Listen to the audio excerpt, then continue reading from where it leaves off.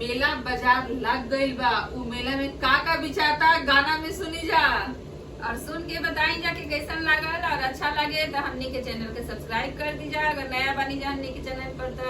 और हमनी के वीडियो के शेयर भी कर दीजा और लाइक भी कर दीजा। धन्यवाद। बैगन बाजार बाजार